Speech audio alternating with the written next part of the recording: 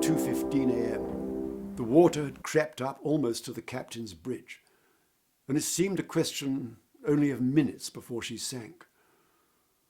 The Titanic's lights still shone brightly, and I found myself wondering if those in cabins now below the surface were also ablaze. As we sat gazing at the Titanic, she tilted slowly up, revolving apparently about a centre of gravity just astern of midships, until she attained a vertically upright position, and there she remained motionless. As she swung up, her lights went out suddenly, came on again for a single flash, and then went out altogether. And as they did so, there came a noise, partly a groan, partly a rattle, partly a roar for some 15 to 20 seconds. I imagined it must have been the sound of heavy machinery breaking from fastenings and plunging down towards the sunken bows, smashing everything in its path. It was a noise I would never wish to hear again. It seemed to signify the end of everything.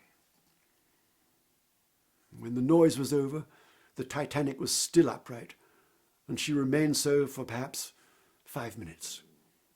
And then, first sinking back a little at the stern, I thought, she slid slowly forward through the water and dived slantingly down. The sea closed over her, and we'd seen the last of the beautiful ship we had boarded 4 days before at Southampton.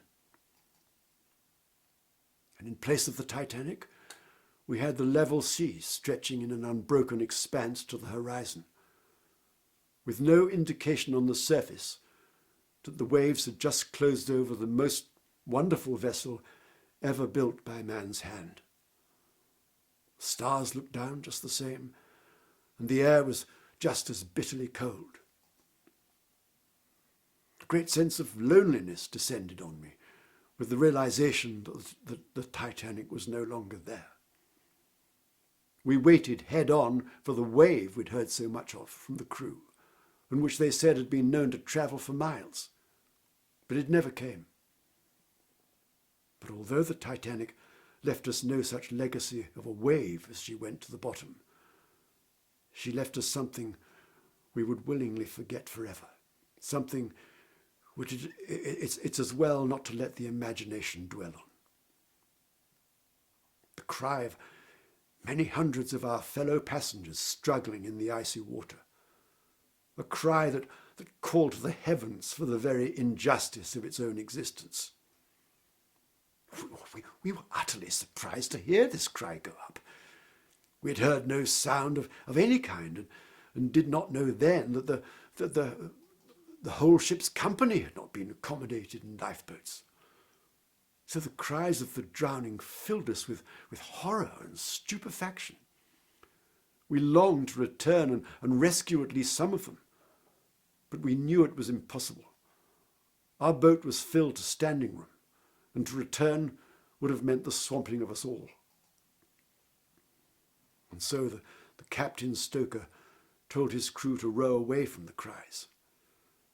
We tried to sing to keep all from thinking of them, but there was no heart for it. And the cries, which were loud and numerous at first, died away gradually, and I think the last of them must have been heard some 40 minutes after the Titanic went down. In the absence of any plan of action, we rowed slowly forward, or at least in the general direction that the Titanic's bow had pointed. We felt in the darkness for a light to signal with, also for food and water. We found nothing. About 3:30 a.m., someone in the bow called our attention to a faint, faraway gleam in the southeast, and then a distant boom sounded across the water. The stoker, who had lain all night under the tiller, sat up suddenly, as if from a dream. That was a cannon. With every sense alert, we waited in absolute silence until, creeping over the edge of the sea, we saw a single light and presently a second one below, and in a few moments they were well above the horizon and they remained in line. We didn't know what sort of vessel was coming, but we knew she was coming quickly, and we searched for paper, rags, anything that would burn, our coats if necessary. A hasty paper torch was twisted out of a bundle of letters, lighted and held aloft by our captain. Our faces were dimly illuminated, as was the water surrounding our boat, and I saw for the first time the cause of our present circumstances: ice. The ship stopped some distance away and slowly swung round to reveal herself as a large steamer with all her portholes alight. I think the way those lights came into view was one of the most wonderful sights I shall ever see. And then came the dawn. We drew near to the ship and could make out the bands on her funnel which told she was a Cunarder. Some boats were already at her side by the time we were close enough to read her name: Carpathia. We were offered the opportunity of sending marconigrams to our families, free of charge. I sent one to friends in England. During the day, the bodies of 8 of the crew were committed to the deep. The Carpathia had been bound for Gibraltar, but it was decided that she should set course back to New York. A great sigh of relief went round when we were told that the Nantucket lightship had been sighted, and we would land in New York the following morning, 4 days after being picked up. Our docking at the Cunard Pier in New York was met by a tumultuous throng of friends, relatives, and by no means least, reporters and photographers. These newspaper men must have been disappointed in the general air of calm and dignity as we disembarked. Questions were fired from all directions, and quite extraordinary some of them were. It seems there had been reports of officers on the Titanic shooting passengers, and of passengers shooting each other in the scramble for the lifeboats. They were desperately seeking out extremes of emotion in the drama, when surely the drama itself was extreme enough.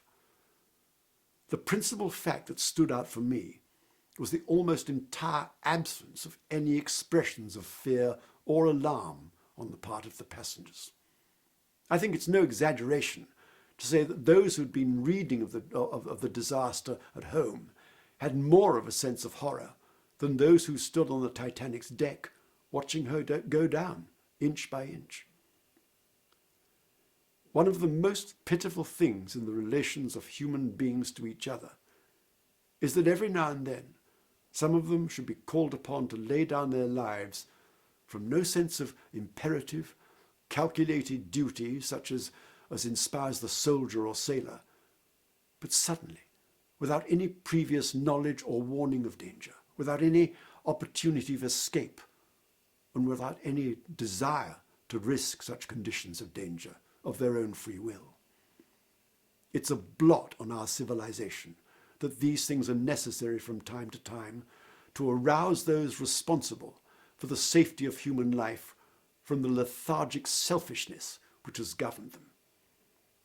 The Titanic's 2,000-odd passengers went aboard thinking they were on an absolutely safe ship, and all the time there were many people, designers, builders, experts, government officials, who knew there were not sufficient boats on board, that the Titanic had no right to go fast in iceberg regions, who knew these things and took no steps and enacted no laws to prevent their happening, but were lulled into a state of selfish inaction from which it needed such a tragedy as this to arouse them.